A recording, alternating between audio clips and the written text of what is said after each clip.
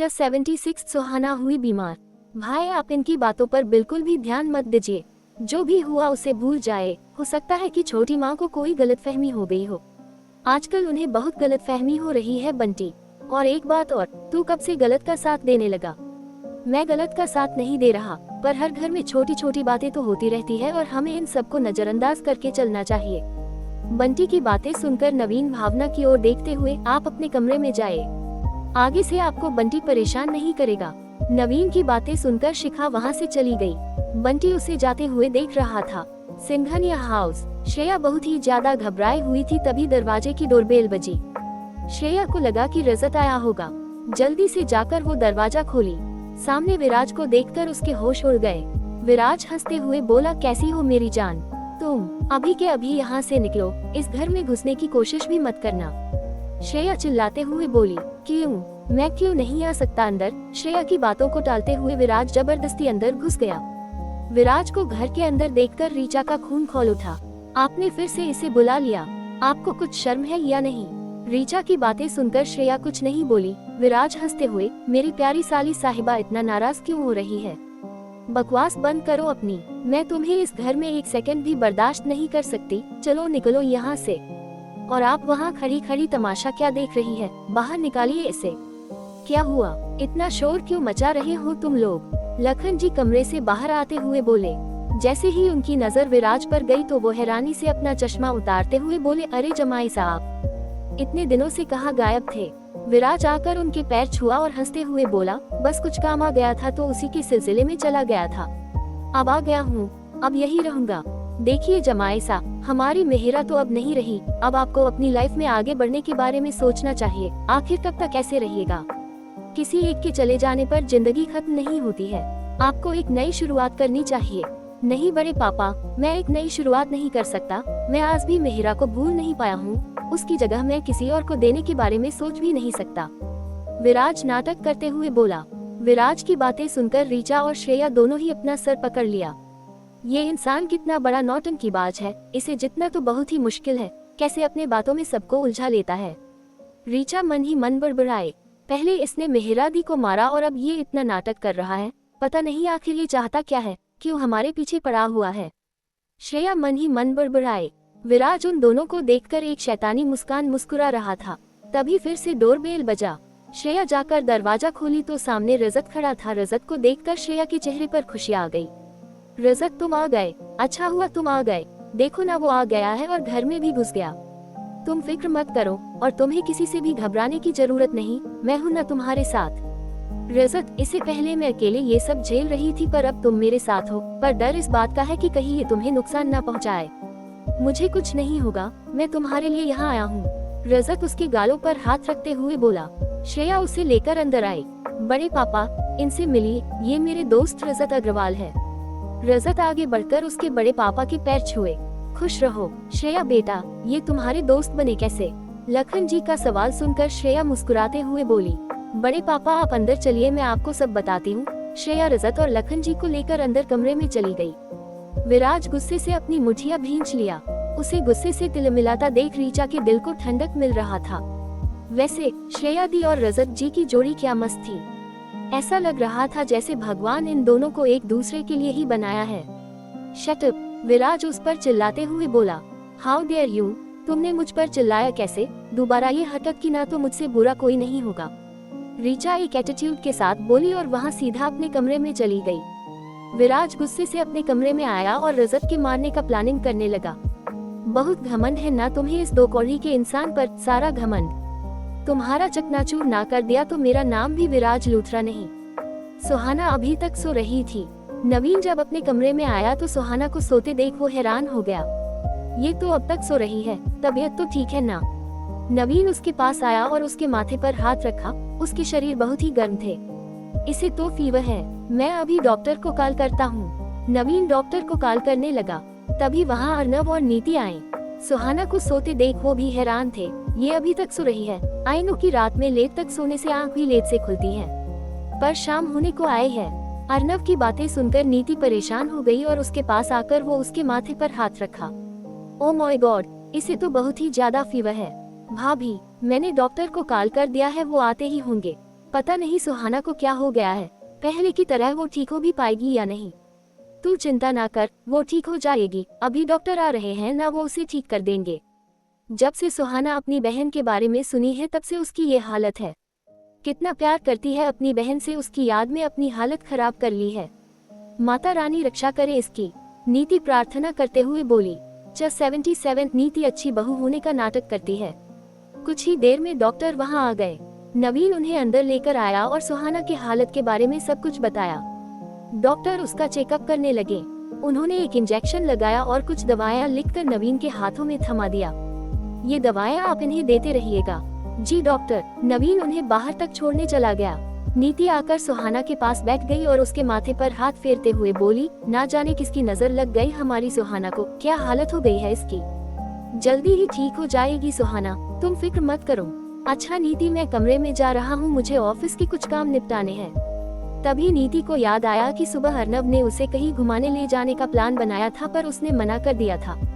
उसने शाम को जाने के लिए कहा था पर अब सुहाना की तबीयत बिल्कुल भी सही नहीं है, ऐसे में घूमने जाना अच्छा नहीं लगता। यही सोचकर वो कुछ नहीं बोली। ठीक है अर्नब जी, आप जाए, मैं यहाँ सुहाना के पास हूँ। अर्नब वहाँ से अपने कमरे में चला आया। नवीन जब अंदर आया तो नीति अभी भी उसी के पास बैठी हुई थी।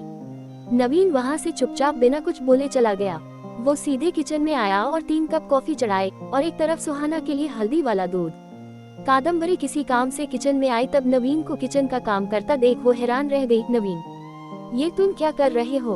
अगर कुछ चाहिए था तो हम में से किसी को कह देते या फिर हमारे घर में 3-3 4-4 मेड, उनमें से किसी को कह देते। तुम्हें खुद ही करने की क्या जरूरत था जब हम सब है तो। मॉम, इतनी छोटी छोटी बातों के लिए मैं दूसरों को डिस्टर्ब नहीं करता। फिर भी इट्स ओके मॉम, मैं कर सकता हूँ। नवीन मुस्कुराते हुए बोला, आपके लिए भी मैं कॉफी बना देता हूँ। नहीं नहीं, मैं मेल को बोलकर बनवा लेती हूँ। लता, सुषमा, कहाँ हो, जल्दी आओ। कादम्बरी की आवाज सुनकर दोनों भागते हुए आए। जी मैम साहब। कहाँ मर गई थी दोनों, कामचोर कहीं की। तुम्हें क्या सैलरी हम घूमने फिरने के लिए देते हैं? ये किचन का काम कौन करेगा? तुम्हारी जो जिम्मेदारी है उसे पूरा करने में क्या प्रॉब्लम है? सॉरी मैम साहब, सरला मैडम ने मुझे मार्केट से कुछ सामान लाने के लिए भेज दिया था। अच्छा बहाना है। और तुम क्या बहाना दोगी? तुम भी कुछ बहाना दे दो। नहीं मैम साहब, मैं क्यों बहाना करूँगी, मुझे तो नंदनी मैडम ने कुछ काम से मार्केट। शट अप, सबके सब बहाने बनाते रहते हो, एक काम तुम लोगों से नहीं होता। बाकी के दोनों मेल कहाँ है? वो दोनों तो कुमुद और बबली मैम साहब के कामों में लगी हुई है। मतलब 4 मेल और रखने पड़ेंगे। एक बात कान खोलकर सुन लो, तुम में से एक हर टाइम इस किचन में मौजूद होना चाहिए ताकि हमारे किसी भी बच्चे को खुद से कुछ भी बनाने का जरूरत न पड़े। मेरा बेटा दिन रात ऑफिस का काम करता है और घर जब थका हारा आया तब ये खुद से ही खाना भी बनाए। दोबारा ऐसा नहीं होना चाहिए। नवीन या घर का कोई भी बच्चा दोबारा इस किचन में काम करते हुए नजर नहीं आना चाहिए, वरना तुम चारों का पता साफ कर दूंगी। आगे से ऐसी गलती नहीं होगी। हम में से एक हर टाइम इस किचन में मौजूद रहेगा। नीति कहाँ है? ऐसे तो हमेशा अच्छी बहू बनने का नाटक करती है और अभी कहाँ गायब है? जी मुझे नहीं पता। लता और सुषमा सर झुकाए हुए बोली। तुम लोग जाकर तब तक दूसरा काम करो, मैं यहाँ से चला जाऊंगा, उसके बाद यहाँ आकर बाकी का बचा हुआ काम करो। नवीन के कहने पर दोनों वहाँ से बाहर चली गई। मॉम, मुझे आपसे ऐसी उम्मीद बिल्कुल भी नहीं था। आप तो हमेशा घर को जोड़े रखने का काम करती है, फिर आज ये किसी टोन में बात कर रही है। अब क्या कर दिया मैंने? आप नीति भाभी के बारे में ऐसा कैसे कह दी? वो दिन रात इस घर के लोगों की सेवा में लगी रहती है, फिर भी उनसे ताईजी खुश नहीं रहती। कम से कम आप तो उनके बारे में कुछ गलत मत बोलिए। आप पर कितना भरोसा करती है वो, ताईजी से ज्यादा वो आपको मानती है। उन्हें भी ये बात पता है कि ताईजी उन्हें पसंद नहीं करती, पर आप तो उन्हें पसंद करती थी ना, फिर अचानक आपको क्या हो गया? कुमुद और बबली भी उन्हें पसंद नहीं करती। देख नवीन, मुझे कुछ नहीं हुआ है। नीति ही आजकल चेंज हो गई है, हर वक्त गलती पर गलती करती रहती है। पता नहीं अभी कहाँ मंडरा रही होगी। सुहाना के पास है वो। सुहाना की तबीयत ठीक नहीं है इसलिए वो उसी के पास बैठी हुई है। सुबह भी वो सुहाना को देखने आ रही थी, तब आप लोगों ने उन्हें बहुत कुछ सुना दिया। आपको प्रॉब्लम किससे है, नीति भाभी से या सुहाना से? सुहाना को वो मानती है, इसी बात से आप लोगों को प्रॉब्लम है ना, इसलिए आप ताई जी का साथ दे रही है। बस आज तू उस नीति और सुहाना के लिए अपनी माँ से इस तरह से बातें कर रहा है। मुझे भी तुझसे ये उम्मीद नहीं थी। जब से वो सुहाना तेरी लाइफ में आई है उसके सिवा तुझे किसी की परवाह नहीं। हम सब तो जैसे तेरे लिए कुछ है ही नहीं। वैसे ही नीति के आने के बाद अर्नब बड़ी जीजी और अपने बहनों को भूल गया। उसे केवल नीति ही दिखाई देती है। नीति के सिवा कभी उसने अपनी बहनों से या अपनी माँ से हालचाल तक नहीं पूछता। ऐसे में सरला जी कुमुद और बबली के दिल पर क्या बीतती होगी, ये बातें मुझे अब समझ में आ रही है। तभी वो तीनों नीति से नफरत करते हैं। मेरी बेटियां, हम तीनों के दिल पर क्या बीत रहा है ये तू नहीं समझ पाएगा। मैं हमेशा से ही सरला जी कुमुद और बबली को गलत समझती थी, पर आज जब वही सब चीजें हमारे साथ हो रहा है तब हमें उन लोगों की तकलीफों का एहसास हो रहा है। आज मुझे लग रहा है कि वो तीनों बिल्कुल सही है, गलत मैं सोच रही थी। कादम्बरी की बातें सुनकर नवीन अपना सर पकड़ लिया। 78 सिंघानिया परिवार पर हमला। कादम्बरी की बातें सुनकर नवीन हैरानी से अपना सर पकड़ लिया। मॉम, आपको क्या हो गया है? आप क्या बोल रही हो? मैंने जो भी कहा बिल्कुल सही कहा। नहीं मॉम, बिल्कुल गलत बोला। अर्नव भैया को अपनी फैमिली की फिक्र है, अपनी माँ और बहनें सबकी फिक्र है और मुझे भी। पता नहीं आप लोगों को क्या हो गया है। नवीन एक कप कॉफी अपने माँ की ओर बढ़ाया। मुझे नहीं चाहिए। पर क्यों? मैंने इतने प्यार से आपके लिए कॉफी बनाया और आप मना कर रही है। नवीन के इतना कहते ही कादम्बरी वो कॉफी ले ली। नवीन बाकी एक कप कॉफी लता से कहकर अर्नव के लिए भिजवाया। बाकी 2 कप कॉफी और हल्दी वाला दूध लेकर अपने कमरे की ओर चल दिया। कादम्बरी गुस्से से उसे जाते हुए देख रही थी। नवीन जब अपने कमरे में आया तो देखा नीति और सुहाना आपस में बातें कर रही थी। सुहाना को होश में देखकर नवीन के चेहरे पर खुशी की लहर दौड़ गई। तभी नवीन के हाथों में कॉफी का ट्रे देखकर नीति हैरान रह गई, पर सुहाना को कोई हैरानी नहीं हुई। नवीन, तुम्हें ये सब करने की क्या जरूरत था? मुझसे बोल देते, मैं तुम्हारे लिए कॉफी बनाकर ला देती। इट्स भाभी, मुझे भी कॉफी बनाना आता है। मैंने 1 कप कॉफी मॉम को दे दिया और दूसरा अर्नव भैया को भिजवा दिया। वैसे तो मैं ये कॉफी आपके लिए ही बनाकर लाया हूँ। नवीन कॉफी का मग नीति की ओर बढ़ाया। नीति मुस्कुराते हुए उसे कॉफी ले ली। दूध का ग्लास उठाकर सुहाना की ओर बढ़ाया। सुहाना हैरानी से उसे ही देख रही थी। मुझे ये दूध नहीं पीना, हटाओ इसे। ऐसे कैसे हटाओ? फीवर में हल्दी वाला दूध बहुत फायदा देता है। चलो अब चुपचाप पी लो, बच्ची की तरह जिद मत करो। नवीन दूध का ग्लास उठाकर उसके पास लेकर आया और जल्दी से उसे पिला दिया। सुहाना मुंह बनाते हुए वो दूध का ग्लास एक बार में ही पी गई। ये हुई ना बात, नवीन मुस्कुराते हुए बोला और दूध का ग्लास उठाकर दूसरी ओर रख दिया। सुहाना, देखो तुम ना अब खुद पर ध्यान दो, घूमो फिरो। ऐसे सलूज जैसा शक्ल बनाकर कमरे में बैठी रहोगी तो मुझे अच्छा नहीं लगेगा। भाभी, मन नहीं करता है कहीं घूमने फिरने का। पता नहीं मेरी किस्मत में क्या लिखा है। ऐसा लगता है जैसे दुख और तकलीफें ही मेरी किस्मत में लिख गई है। हमेशा गम खड़ा रहता है। ऐसा नहीं है, दुख और तकलीफें तो हर इंसान की लाइफ में आती है। इसका ये मतलब तो नहीं कि उसकी जिंदगी में कभी कोई खुशी आएगी ही नहीं। देखना, बहुत जल्द तुम्हारी लाइफ में ढेर सारी खुशियाँ आएंगी। पता नहीं भाभी, खुशी आएंगी या और गम। सुहाना की बातें सुनकर नवीन बिना कुछ बोले वहाँ से चला गया। सिंघानिया हाउस। श्रेया रजत से अपने बड़े पापा और अपने पापा को मिलवाई। ये वही इंसान है जिन्होंने मेरी जान बचाई, मुझे सुरक्षित मेरे घर तक पहुँचाया। इनका ये एहसान हम कभी नहीं भूलेंगे। लखन जी खुशी के भाव से बोले। वो लोग अभी बातें ही कर रहे थे, तभी अचानक उनके घर में गोलियां चलने की आवाज आई, जिसे सुनकर सबका दिल दहल गया। ये आवाज कैसी है? मैं जाकर देखता हूँ। लखन जी घबराते हुए बोले। नहीं, आप मत जाए, आप लोग यही रहिए, मैं जाकर देखता हूँ। श्रेया, तुम अपने पापा और बड़े पापा का ख्याल रखो और हाँ, घर में सबसे कॉल करके बोल दो कि कोई कमरे से बाहर ना निकले। ठीक है, मैं अभी कह देती हूँ। श्रेया जल्दी से अपने माँ के पास कॉल की, पर वो कॉल नहीं उठाए। वो लगातार कॉल की पर उन्होंने कॉल नहीं उठाया। हे भगवान, माँ तो कॉल ही नहीं उठा रही है। पापा आप रीचा के पास कॉल कीजिए और बड़े पापा आप बड़ी मम्मी और दादा दादी के पास कॉल कीजिए। लखन जी अपनी पत्नी कुसुम के पास कॉल किए, उन्होंने तुरंत कॉल उठा लिया। हेलो कुसुम, कहाँ हो? जी मैं मम्मी जी के कमरे में हूँ, पापा जी को दवा खिला रही थी। आप कहाँ हो? पता नहीं, हमारे घर में कोई आवाज आई है, मैं बाहर जाकर देखती हूँ क्या हुआ है। नहीं कुसुम, बाहर मत जाना, मम्मी पापा को भी बाहर मत जाने देना, बाहर खतरा है। तुम उन लोगों का ध्यान रखो और कोई भी कमरे से बाहर मत निकलना। ठीक है। लखन जी कॉल कट कर दिए। गौरव, मम्मी पापा के पास कुसुम है, मैंने उन लोगों को बाहर आने से मना कर दिया है। मैंने भी रीचा के पास कॉल करके उसे बाहर आने से मना कर दिया। पापा, मैंने छोटी माँ के पास कॉल किया था, वो निखिल चाचू के साथ मार्केट में है।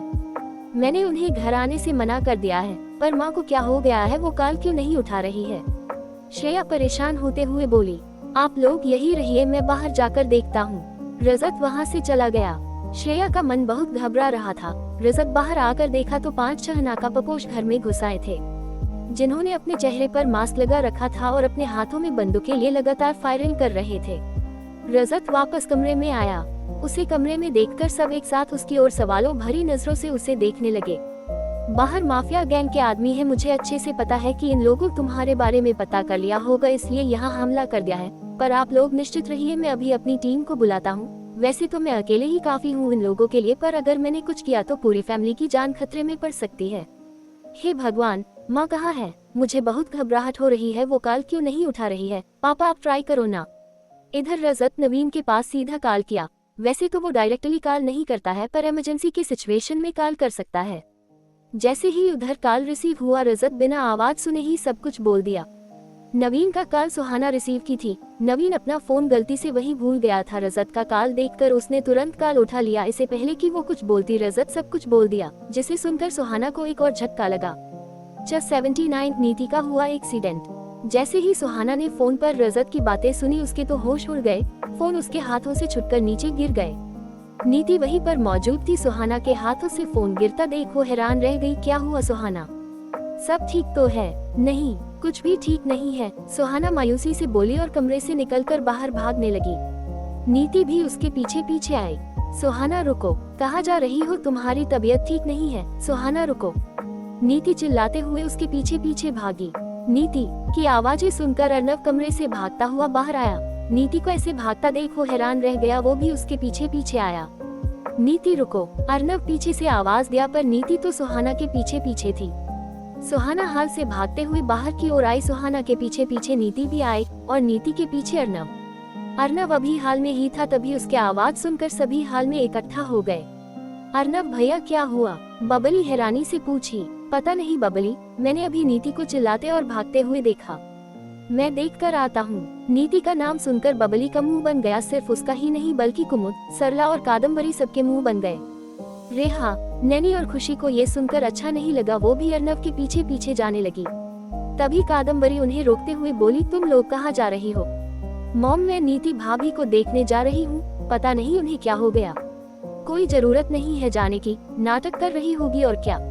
कादम्बरी गुस्से से बोली। शिखा भी वहीं पर मौजूद थी। कादम्बरी की बातें सुनकर उसे गुस्सा आ रहा था। मॉम, ये आप क्या बोल रही है? नीति भाभी किसी प्रॉब्लम में है तभी ऐसे भागी है। आपको उस प्रॉब्लम को जानने के बजाय आप उन पर उल्टा सीधा इल्जाम लगा रही है। चाची जी बिल्कुल सही कह रही है। नीति हमेशा नाटक करती है और ताकि अर्नव भैया हमेशा उनके झांसे में फंसे रहे, हमेशा उनकी ही केयर करते रहे, अभी भी वो यही सब कर रही है। पता नहीं उन्हें ऐसा करके क्या मिल रहा है। कुमुद गुस्से से बोली, आप लोगों की कितनी घटिया सोच है, हमेशा नीति भाभी की बुराइयां करती रहती हैं। नैनी गुस्से से बोली। चुप नैनी, वरना एक लगाऊंगी कान के पास। कुमुद गुस्से से बोली, जिस पर नैनी चुप हो गई। तभी वहां नवीन आया। सबको हाल में इकट्ठा देख वो हैरानी से पूछा, क्या हुआ? आप सभी एक साथ यहाँ? लो भाई, इन्हें तो कुछ पता ही नहीं है। घर में इतने सारे नाटक हो गए और इन महाराज को कुछ पता ही नहीं है। नंदनी तंज कसते हुए बोली, जिसे सुनकर नवीन कुछ नहीं बोला। वो सीधा खुशी के पास आया। उसे पता था कि यहाँ कोई भी सीधे तरीके से कुछ नहीं बताएगा। एक खुशी ही है जो शायद अच्छी तरीके से बता सकती है। खुशी, क्या हुआ है? सब ठीक है ना भैया? नीति भाभी को पता नहीं क्या हो गया, अचानक वो चिल्लाते हुए बाहर की ओर भागी है और अर्नव भैया भी उनके पीछे पीछे गए। पर नीति भाभी तो सुहाना के पास थी, कहीं सुहाना को। ये सोचते हुए वो कमरे की ओर भागा। उसे कमरे की ओर जाता देख नंदनी बोल पड़ी, लो देख लो जी, यहाँ तो सारे के सारे अपनी बीवियों के गुलाम हैं। अभी वो अर्नव उधर भागा नीति के पीछे और ये नवीन गया सुहाना के पास। इन दोनों को तो जैसे सुहाना और नीति ही इनकी दुनिया है, हम तो जैसे होकर भी इनके लिए कुछ नहीं है। मम्मी प्लीज, आप सबको भड़काना बंद करेगी। यहाँ नीति भाभी प्रॉब्लम में है और आप है कि सबके कान भरने में लगी हुई है। खुशी गुस्से से नंदनी को झाड़ते हुए बोली। नंदनी गुस्से से एक जोरदार थप्पड़ खुशी को लगा दी। तुझे जरा भी तमीज नहीं है, अपनी माँ से कैसे बात करते हैं, यही संस्कार दिया है मैंने। नंदनी की बातें सुनकर खुशी कुछ नहीं बोली। नवीन कमरे के अंदर आया तो सुहाना वहाँ नहीं थी। उसका फोन भी जमीन पर गिरा पड़ा था। उसने तुरंत फोन उठाकर चेक किया तो लास्ट कॉल रजत का था। इसका मतलब फिर से रजत ने कुछ ऐसा कहा जिसे सुनकर सुहाना अपने आपे से बाहर आ गई और यहाँ से भागने लगी। नीति भाभी सुहाना के पीछे गई है। किसी को ये नहीं पता कि सुहाना के पीछे नीति भाभी गई है। पता नहीं नीति भाभी के बारे में बाहर सब कैसे कैसे इल्जाम लगा रहे हैं। यही सब सोचते हुए नवीन बाहर की ओर भागा। उसने बिना किसी को कुछ भी बताए चुपचाप घर से बाहर निकल गया और सबको ढूंढने लगा। सुहाना भागते हुए सड़क पर आ चुकी थी। नीति उसे थोड़ी ही कदम की दूरी पर थी। अर्नव उन लोगों से बहुत दूर था। नवीन भी उन सबको ढूंढते हुए अर्नव के पास पहुंच गया। अर्नव भैया, नीति भाभी कहाँ है? वो रही। अर्नव दूर खड़ी नीति की ओर इशारा किया। ठीक उसके 5-6 कदम की दूरी पर सुहाना खड़ी थी। दोनों ही अपने अपने जगह खड़ी हौंफ रही थी। इतना दौड़ने के बाद दोनों के ही शरीर में सुस्ती आ गई थी। अर्नव भैया, आई एम सॉरी। सुहाना की वजह से नीति भाभी और आपको इतना कष्ट हुआ। सुहाना का दिमागी हालत बिल्कुल भी सही नहीं है। डॉक्टर ने कहा था कि उसका बहुत ज्यादा ध्यान रखने की जरूरत है। मेरे ही लापरवाही की वजह से ये सब हुआ है। नवीन, अभी इन सब बातों को वक्त नहीं है। हमें जल्दी से जाकर सुहाना को रोकना होगा, वरना वो कुछ भी कर सकती है। हाँ, आप सही कह रहे हैं। नवीन और अर्नव दोनों ही उन दोनों की तरफ दौड़े। नीति धीरे धीरे कदमों से सुहाना की ओर बढ़ी। सुहाना का पीठ नीति की ओर था। उसे पता नहीं था कि नीति ठीक उसके पीछे है। जैसे ही सुहाना पीछे मुड़कर देखी तो नीति उसके सामने खड़ी थी। सुहाना, क्या हुआ? तुम क्यों ऐसे भागते हुए यहाँ आए? तुम्हें पता है ना कि तुम्हारी तबीयत ठीक नहीं है। नीति भाभी, प्लीज आप वापस लौट जाए। आपको मेरे पीछे आने की जरूरत नहीं है। तभी सामने से एक ट्रक आते हुए दिखाई दिया। सुहाना बिना देखे ही आगे बढ़े जा रही थी। इससे पहले कि ट्रक सुहाना को टक्कर देती, नीति उसे दूर धकेली, जिससे ट्रक सुहाना के जगह नीति को टक्कर मारते हुए वहां से निकल गई। वो टक्कर इतना भयानक था कि नीति ऊपर से सीधा नीचे आ गिरी। नीचे गिरते ही उसके माथे से खून की धार बहने लगे। नीति का अपने आंखों के सामने एक्सीडेंट देख नवीन और अर्नव का दिल दहल गया। वो दोनों चिल्लाते हुए नीति की ओर दौड़े। सुहाना ने जब देखा नीति को घायल अवस्था में तो वो चीखते हुए उसके पास दौड़ी। नीति, अर्नव चिल्लाते हुए उसके पास आया। नीति भाभी, सुहाना और नवीन चिल्लाते हुए उसके पास दौड़े। चसी अर्नव की आंखों में आंसू। अपने आंखों के सामने नीति का एक्सीडेंट होते देखकर तीनों का दिल जैसे दहल सा गया था। तीनों भागते हुए उसके पास आए। अर्नव नीति के सर को अपने गोद में रखकर उसके गाल को थपथपाया। नीति के सर से खून बह रहे थे। सुहाना अपने दुपट्टे को फाड़कर नीति के सर पर बांध दी ताकि उसके सर से खून बहना बंद हो जाए। नीति, होश में आओ नीति। अर्नव मायूसी से नीति के गाल थपथपाते हुए बोला। भाई, हमें भाभी को हॉस्पिटल लेकर चलना होगा। अभी इस वक्त इमोशनल होने का टाइम नहीं है, वरना कुछ भी हो सकता है। नवीन की बातें सुनकर अर्नव उसे गोद में उठा लिया। नवीन, वो सामने आ रही टैक्सी को जल्दी से रोक। अभी घर जाकर कार लेकर आने में समय लग जाएंगे। अर्नव की बातें सुनकर नवीन तुरंत उस टैक्सी को हाथ दिया, पर वो टैक्सी वाला चुपचाप वहां से जाने लगा। ये देखकर नवीन को काफी गुस्सा आया और वो आकर उसके सामने खड़ा हो गया। तभी वो टैक्सी रोक दिया और उस पर चिल्ला पड़ा। ओही, तुझे मरने का इतना ही शौक है तो जाकर किसी और के गाड़ी के सामने मर। मेरे गाड़ी के सामने क्यों आ रहा है? वो टैक्सी ड्राइवर इतना ही बोला, तभी नवीन उसे गाड़ी से खींचकर बाहर निकाला और उसके मुंह पर लगातार पंच मारने लगा। ये देखकर सुहाना दौड़ते हुए उसके पास आए और उसका हाथ पकड़ लिया। ये आप क्या कर रहे हैं? क्यों मार रहे हैं उसे? तुम्हें दिखाई नहीं दिया इसने क्या किया है? अभी इन सब का वक्त नहीं है। हमें भाभी को जल्द से जल्द हॉस्पिटल लेकर जाना है। प्लीज आप इसे छोड़िए और उन्हें हॉस्पिटल लेकर चलिए। सुहाना की बातें सुनकर नवीन उसे दूर धकेल दिया और खुद आकर ड्राइवर वाले सीट पर बैठ गया।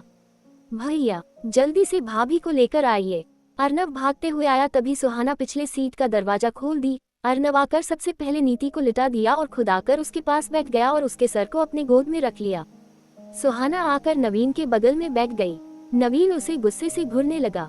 सुहाना उसे खुद की ओर गुस्से से घूरते देख वो बेचैनी से बोली, नवीन, आप गाड़ी स्टार्ट करो और जल्दी से हॉस्पिटल लेकर चलो। नवीन गाड़ी स्टार्ट किया और हॉस्पिटल की ओर लेकर चल दिया। इधर घर पर सभी परेशान थे। मुझे तो समझ ही नहीं आ रहा कि ये तीनों कहाँ गायब हो गए। ये सुहाना कहाँ है? कादम्बरी की बातें सुनकर नैनी मुंह बनाते हुए बोली, और कहाँ होगी? अपने कमरे में ही होगी। मैं जाकर देखती हूँ। कहते हुए खुशी सुहाना के कमरे में चली गई, पर सुहाना को वहाँ ना देखकर वो बेचैन हो गई। सुहाना भाभी कहाँ चली गई? खुशी बाथरूम वगैरह सब चेक की, पर सुहाना उसे नहीं मिली। खुशी मायूसी के साथ बाहर आई। उसके चेहरे पर मायूसी देखकर शिखा पूछ बैठी, क्या हुआ खुशी? सब ठीक है ना? तुम्हारी भाभी ठीक तो है ना? भाभी ठीक तब होगी ना जब वो अंदर होगी। वो अपने कमरे में नहीं है। अब मुझे समझ में आ रहा है ये सारा खेल सुहाना के वजह से हो रहा है। उसी के पीछे नीति भागी और उन दोनों के पीछे अर्नव और नवीन भागे। हे भगवान, इस लड़की ने तो सबको नचा कर रख दिया। कादम्बरी अपना सर पकड़ते हुए बोली, मैं नवीन भैया को कॉल करके पूछती हूँ वो कहाँ है। नैनी अपना फोन लेकर नंबर डायल की। 1-2 रिंग के बाद कॉल पिक हो गया। नवीन भैया, कहाँ हो आप?